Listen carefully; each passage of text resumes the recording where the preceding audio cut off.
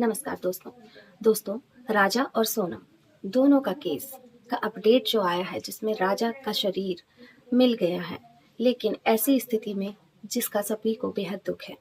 और सास और बहू का एक ऑडियो रिकॉर्डिंग भी सोशल मीडिया पर बहुत वायरल हो रहा है, जिसमें बहू बता रही है अपनी सास को कि उसका व्रत है और उसने कुछ नहीं खाया, वहाँ पर कुछ मिल नहीं रहा है ऐसा खाने के लिए, दूध मिला है। और उनकी सास उन्हें बार बार आगाह कर रही है कि आप कुछ खा लेना, तो बोल रही थी व्रत रखा कि नहीं रखा। उन्होंने बोला घूमने के चक्कर में अपना व्रत थोड़ी ना छोड़ूंगी, व्रत मैंने रखा है। तो उन्होंने बोला उनकी सास ने कि तुम इतनी पहाड़ी पर ऊपर क्यों जा रही हो।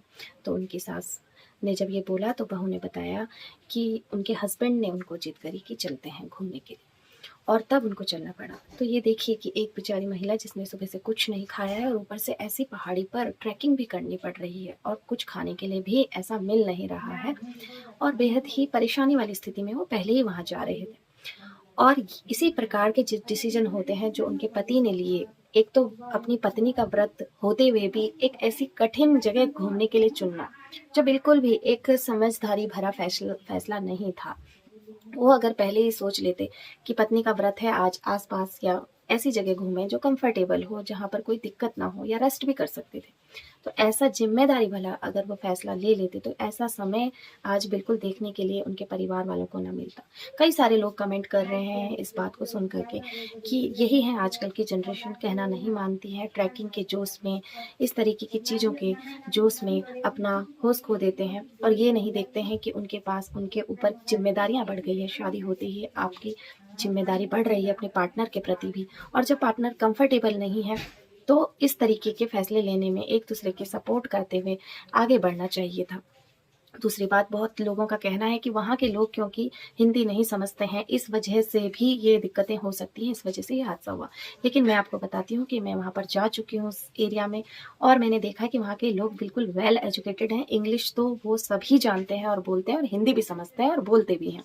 हमें कोई भी ऐसी दिक्कत नहीं हुई लैंग्वेज की वजह से कि इस तरीके का कुछ हो। और दूसरी बात है कि वहाँ देखने की बहुत ही कम चीज़ें हैं। जंगलों में जाना बिल्कुल ही रिस्की है और जाना भी नहीं चाहिए, वहाँ पर इतनी भीड़ होती भी नहीं है।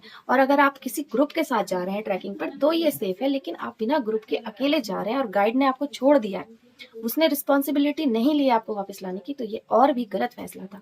साथ ही साथ गाइड की भी गलती है इसमें कि उसने वापस जिसकी जिम्मेदारी ली है लेकर क्यों नहीं आए साथ में। एक होटल वाले से भी पूछताछ होनी चाहिए। बहुत सारे लोगों का सवाल है, घर वालों की भी ये शिकायत है कि किसी से भी पूछताछ ढंग से नहीं हुई है, और पहले भी वहाँ पर ऐसे हादसे हो चुके हैं।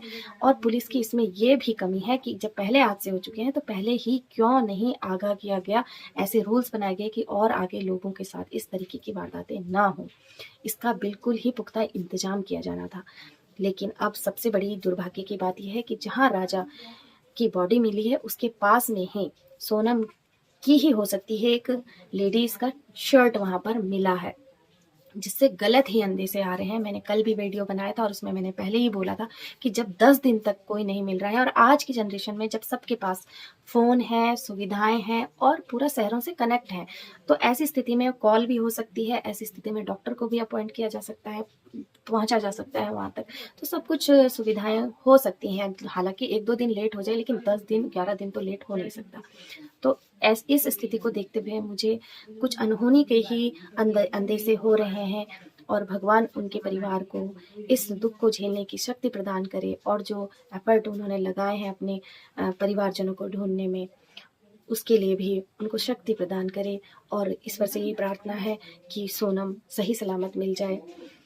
आप लोगों का क्या कहना है इस पूरे केस के बारे में बताइए मुझे कमेंट बॉक्स में। मिलते हैं नेक्स्ट वीडियो में, तब तक के लिए take care, till then bye bye, नमस्कार।